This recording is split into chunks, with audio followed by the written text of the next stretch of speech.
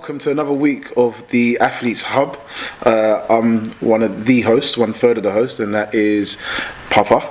And this is my guy, Flex. Yes. Flex, how you doing, man? I'm good, Papa, man. I'm good, man. Another long week, man. Mate, another long week, but I'm excited to be right here again with the team. This is it, man. Discussing boxing. This is it. We've got some heavy lineup for the winter, which is good. Good lineup, man. Keep us warm during the lockdown. Yeah, keep us warm. Keep us busy, right? Keep us warm. Keep us busy. So whilst we're talking on boxing, yes. What's your thoughts on Efe Ajagba? You know what? I wasn't too impressed with his last showing against Jonathan Rice. Really? I felt like, that's an opponent he really should be taken to the cleaners, But Rice was also, I guess, being stubborn. He didn't want to get beat. You know, I guess he wanted, if he was going to lose, he wanted to be graceful. Yeah. Which he was successful in achieving, right? So it wasn't an outright beat out, which I expected from Ajagba. Yeah. But I think Ajagba, he's improving. He's not there. He's not anywhere near world level yet. Yeah. I think that in light of his comments against Anthony Joshua, where I think it was some sort of semi-criticism of him being Nigerian, another criticism of him being that he could beat him. He was still respectful to him as a champion, but just saying that he could beat him. So then when you have that fight against someone like Jonathan Rice... What brand of crack was he smoking? Yeah, I mean, if you look at him, he looks like what they were saying Joshua is all his career, which was stiff. His jab is pretty okay, but for a big man like Ajagba, it should be better. And also the fact that his opponent Jonathan Rice is he's a very good step-up fight as well. So one thing that Efe Ajagba said, I'm going to call him Efe because I feel like I'm butchering his surname and I don't want our Nigerian comrades to finish me. But one thing about Efe is that he did say that he feels like he's 2 years away from a fight, which is a good analysis of himself to kind of not step up the hype. Says like, I'm 2 years away from taking this fight, which Joshua probably never ever said. He just rolled with it, marketed himself, threw himself in the deep end. So Efe, in that fight, I was expecting another knockout, and to be honest with you, I wasn't too impressed with his head movement. His footwork, I wasn't that impressed with either. Jonathan Rice, even though he's taken some losses on his record, he's quite a fluid fighter. Yeah. He's quite fluid, for a big man. I agree with that. So he's coming at you from different angles. That was a problem for Ajagba. Yeah, exactly.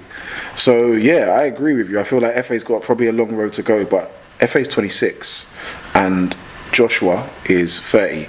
Going to be 31 this year, I think, if not already. By the time Efe is 28, 29, Jogba's going to be three more years in his career. Now, Joshua might not be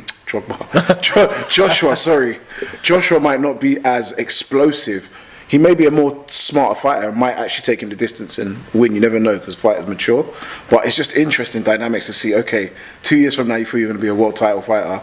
Joshua might not be in his most youthful, prime, explosive condition. Or he might be because he looks after himself so well. But then... it's a kind of if they were to meet now, Joshua has him all day. I agree. I mean, I think the estimation of 2 years is probably about right. Yeah. But we'll see in it, right? Because he had this fight against Rice. It wasn't impressive. He's had other fights which also were not impressive. So I'm not sure what to make of him at this moment. And I feel like they're not stepping him up against maybe the right styles, or maybe they're trying to put him in with styles which he would have to deal with as he gets on that road to world championship contender level, right? So, I mean, I really hope he does well because I do like the story behind Ajagba. What is his story? I'm not too familiar. So Nigerian immigrant, Okay, he resides in Texas. That much that's I know, right. So the usual story. From the hood, the gutter. Do you know what? It's Top Rank's first fight. I have more faith in Top Rank in terms of matching opponents. One thing I've discovered is Top Rank will have their fighters fight each other. They care about the buck. So if you're good and you're good, you're fighting each other. Even Matchroom don't do it like that. You think they... Because I don't rate Top Rank highly. I just say they're not afraid to throw him in like with a Tyson Fury. Not now, but when he gets to that level. But I feel like maybe in 2 years' time, I feel like the likes... there we go. The mic's going. Looks like the likes of Fury, the likes of Joshua, maybe even Wilder, I think they'll be tapering out. I think really in the heavyweight scene, there's only a few fights left before the next generation come in. So many years have been wasted, and that's a whole nother topic, to be honest with you. Really If we're getting to that, that's a whole nother topic. Like these fights, Fury and Joshua, Fury through 2 years of his career away, should have had at least 2 fights by now. Wilder and Joshua should have had at least 2 fights. Joshua and White should have had a fight another time again. Wilder and Fury, White and Wilder should have had at least 1 fight and probably a rematch. Chucking Ruiz there, chucking who else could you chuck in you've there? got Parker. Do you know what I mean? Like, it's been a lot of time wasted in boxing, and I'd love to probe like the pros as to why, like, the professionals, why is it that fights can't happen every 4 months? Why does it have to be 2 fights a year? Why do they have to wait till they're not Olympians? It's the money, bro. I get it, but they have hurt the sport of boxing for so long, and the way the world is changing, people are going to leave it behind. And it'll be such a shock to the boxing community. It's going to happen. But you know what? That's another topic. Right now, we believe that Efe Ajagba has a long way to go. Yeah. He got knocked down in his last fight. Was it Collapse? Right. I think that's what he fought. And I was like, yeah, Joshua will finish you, mate. And also, if we're looking at him as a fighter, his actual punching technique it's not there yet. Great. It's better than Wilder's, because they compare him to Wilder. Stature, explosive. You know, everyone says that about Wilder, and again, that's going off on a whole nother thing. But look, Wilder's technique it's a rough, perfect technique. It's just how it is by design. But I'm referring to more of his boxing technique generally. Like, he's got a better technique than Wilder in terms of where he comes off with throwing punches to set up the right hand, because his right hand is his favourite punch.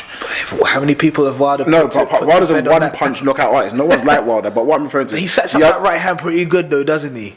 It's not like he's against just the bums, yeah. Mate, when he puts Fury down, you know what I mean? Fury's a bum. Oh my god. Okay, I don't like Fury. You've reached. I've reached. Fury is not a bum, Fury's but he's the a best bum. heavyweight. He's the best heavyweight out there. Fury's not the best heavyweight out there. Joshua's the best heavyweight out there. He's not. Joshua's not the best heavyweight. Trust me, he is. He's the second best heavyweight. Can I tell you why Joshua's the best heavyweight? You can. We've strayed away from Efe, and I hope we don't fade out on this. But I just want to say one thing here, is that, and I'll probably release a clip just speaking about Joshua in the week. Joshua, is a cerebral assassin. He studies his opponents. Do you know why he lost to Ruiz? He was a short-term replacement. He didn't take him serious. He didn't study him. He studies for his opponents. He adjusts for his opponents. When he was preparing for Miller, he was doing a lot of wrestling. That's why he was so weighty and so bulky. He was doing a lot of pushing back, because Miller's a big guy. He's going to be coming forward. Joshua's going to have to be pushing him back to get his shots off. So he was preparing, and that is what he is. He's a typical Nigerian man, bro. He plays in the daytime, but he studies at night. Joshua's my guy, man. And I think we'll end there with Efe Ajagba, yeah? We'll end All right, cool. Even though it ended up being about Joshua. All right, man. Yeah.